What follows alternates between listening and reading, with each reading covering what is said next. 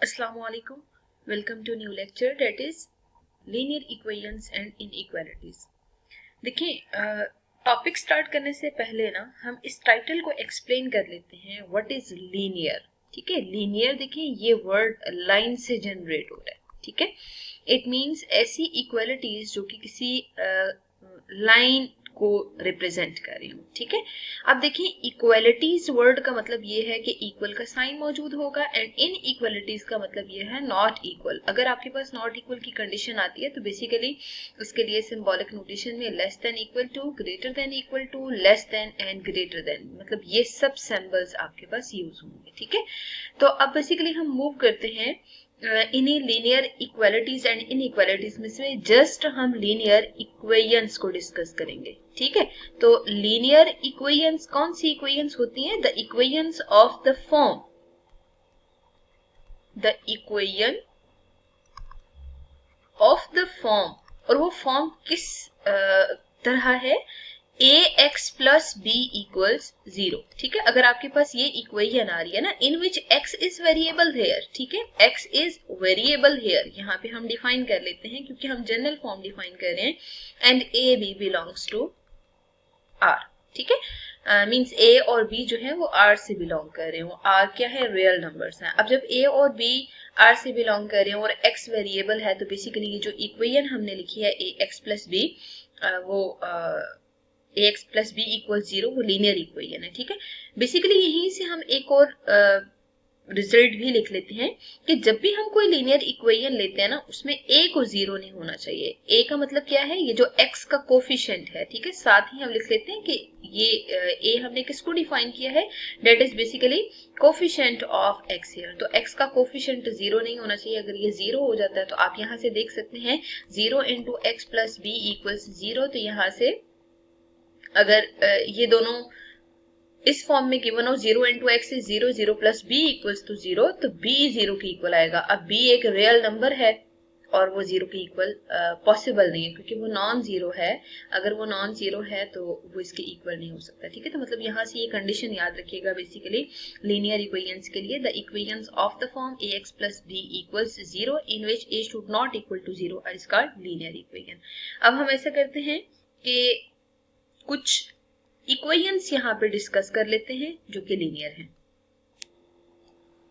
देखिए हमने ऐसी इक्वेशंस लेनी है जो ax प्लस b फॉर्म को रिप्रेजेंट कर रही हूँ. ठीक है, तो बेसिकली अगर हम 2x प्लस 3 इक्वल्स 0 ले रहे हैं तो यहाँ आप देख सकते हैं 2 3 बिलोंग कर रहे हैं रियल नंबर से. ठीक है, सेकेंड 5/2 माइनस x इक्वल्स 0. आप इस इक्वेशन को भी देखें तो बेसिकली हम इसको अरेंज करके लिखेंगे तो माइनस एक्स प्लस 5/2 इक्वल 0 है. तो x का कोफिशिएंट -1 है और कांस्टेंट टर्म 5/2 है. ये दोनों रियल नंबर से बिलोंग कर रही है. तो बेसिकली ये वाली जो इक्वेशन है ये भी लीनियर इक्वेशन है. ठीक है, अब हम ऐसा करते हैं एक मजीद एग्जाम्पल देखते हैं जो कि लीनियर होगी.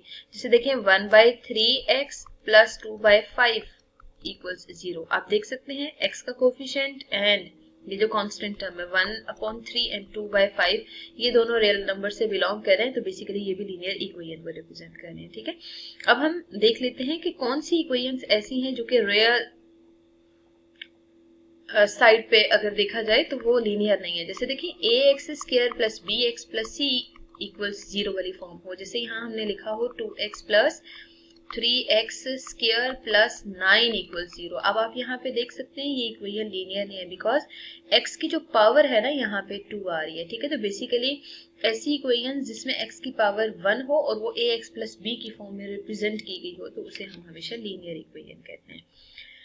आज के लेक्चर में बेसिकली हम देखेंगे कि कोई भी लीनियर इक्वेशन गिवन हो तो हम उसको सिंप्लीफाई कैसे करते हैं. बेसिकली हमने उन रूल्स को चेक करना है जिसके थ्रू हम उसको सॉल्व करेंगे. देखिए to solve linear equation basically we will follow these steps. ठीक है, फर्स्ट स्टेप क्या होगा? Transfer all the terms containing variable on one side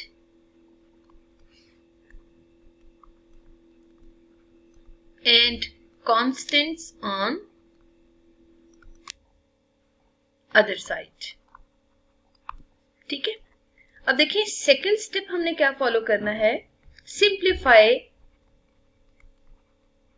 both sides of equation. ठीक है, वो जो आपने स्प्लिट करके वेरिएबल्स को एक साइड और कॉन्स्टेंट्स को दूसरी साइड लिया है, आपने उन टर्म्स को प्रॉपर सिंप्लीफाई करना है। ठीक है, फिर आपने क्या करना है, आइसोलेट द वेरिएबल। ठीक है, वेरिएबल को आइसोलेट करना है। वेरिएबल को आइसोलेट करने का मतलब यह है कि वेरिएबल को आपने स्प्लिट करना है, अलग करना है। ठीक है, आपने जब उसको अलग करके वैल्यू फाइंड आउट की तो find the value of variable. जब आपने वेरिएबल की वैल्यू फाइंड आउट कर ली है तो फिर आपने लास्ट स्टेप ये फॉलो करना है, वेरीफाई द आंसर। ठीक है, वेरीफाई द आंसर का मतलब ये है कि वो जो x की वैल्यू है आपने उसको वेरीफाई करना है इक्वेशन में पुट करके। तो लेफ्ट हैंड साइड और राइट हैंड साइड ये दोनों इक्वल आनी चाहिए। ठीक है, अब हम ऐसा करते हैं, बेसिकली यहाँ पे एक सिंपल सी इक्वेशन लेते हैं और उसके लिए प्रॉपर इन स्टेप्स को फॉलो करते हैं कि हमने बेसिकली क्या वर्किंग करनी है। एक सिंपल सी इक्वेशन यहाँ पे हम कंसिडर करते हैं और उसको सॉल्व कर लेते हैं। ठीक है, तो बेसिकली देखिए, अगर आपको इक्वेशन गिवन हो 5x minus 10 is equal to 3x plus x minus 5। ठीक है, देखिए अगर आपसे कहा जाए आप इसको सॉल्व करें तो बेसिकली पहला स्टेप ये था कि आपने वेरिएबल्स को एक साइड और कांस्टेंट्स को दूसरी साइड मूव करना है। तो हमने यही काम किया, वेरिएबल को एक साइड मूव कर लिया, कांस्टेंट्स को दूसरी साइड मूव कर लिया। अब आप ऐसा करें, यहाँ से वेरिएबल की वैल्यू निकालें। वेरिएबल की वैल्यू के लिए हम इन सब कोफिशिएंट्स को 5 माइनस 3 माइनस 1 को सॉल्व करेंगे और यहाँ पे भी टर्म्स को सॉल्व करेंगे। तो बेसिकली x का आंसर 5 के इक्वल आ रहा है। ठीक है, अब आप ऐसा करें कि जो गिवन इक्वेशन है उसमें x इक्वल्स 5 उठा के पुट कर दें। ठीक है, तो 5 into 5 minus 10 equals 3 into 5 plus 5 minus 5। ठीक है, 5 5 से 25, 25 minus 10 answer will be 15 here. ठीक है, अब आप यहाँ देख सकते हैं 5 और 5 कैंसिल हो जाएंगे, 5 3 जा 15, तो 15 ही आंसर आ रहा है। Left hand side right hand side की इक्वल आ रही है। जब left hand side right hand side की इक्वल आ रही हो तो ये जो x इक्वल्स 5 है ये सोल्यूशन ऑफ इक्वेशन होता है। ठीक है, तो आप अगर इसको सोल्यूशन सेट में लिखना चाहते हैं तो as it is solution set में लिखेंगे, मीन्स करली ब्रैकेट में आपने इस x की वैल्यू को उठा के पुट कर देना है। तो बेसिकली इस टेक्निक को यूज करके हमने कुछ लीनियर इक्वेशंस को सिंप्लीफाई करना होगा।